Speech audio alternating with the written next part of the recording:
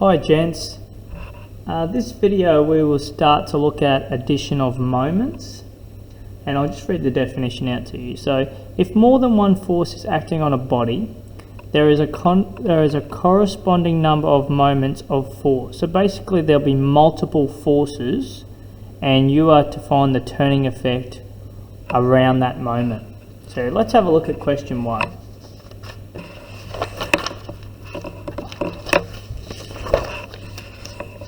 Okay, so this is page 68.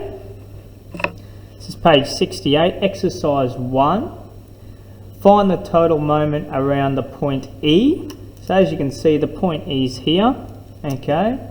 And as usual, I've done a drawing, an amplified drawing, so we can have a little look. So we've got 3 forces. We have 100 newtons, which is pushing vertically, 300 newtons, which is pushing vertically, and then 700 newtons, which is on an angle of 75 degrees. So we also have 3 distances, 60 mil from the point, then another 30 mil, then 45 mil. So let's find the moment around E. So let's have a little go. Okay, so we'll start how we normally do, okay?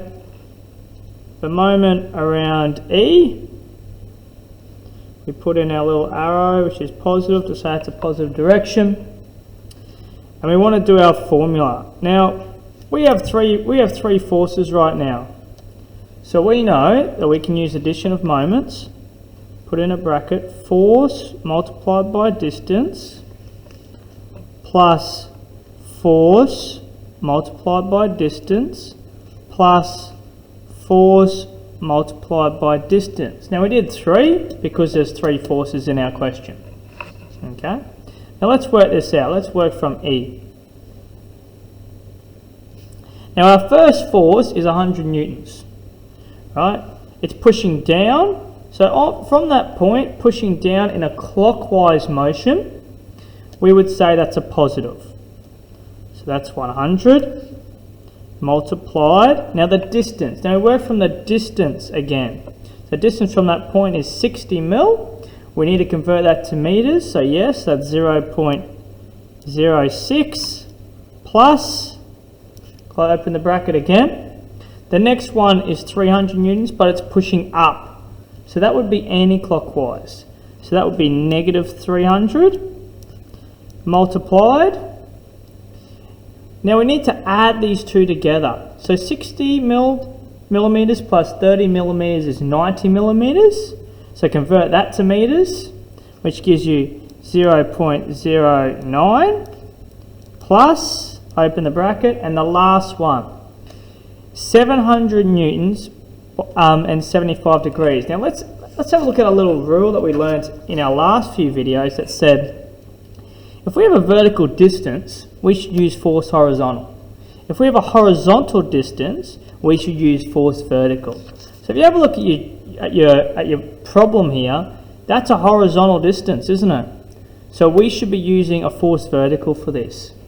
So let's write that in. So 700, okay. Then we have a look at, then we go sine, because that's force vertical. Then we use the angle, which is 75, okay, multiplied by the distance. So that's the force. Multiplied by the distance. So 60 millimeters plus 30 millimeters plus 45 millimeters. Good, 135 millimeters. So convert that to meters, and you get 0.135. Close the bracket. Okay. Now let's work this out. So 100 multiplied by 0.6, good, that's 6.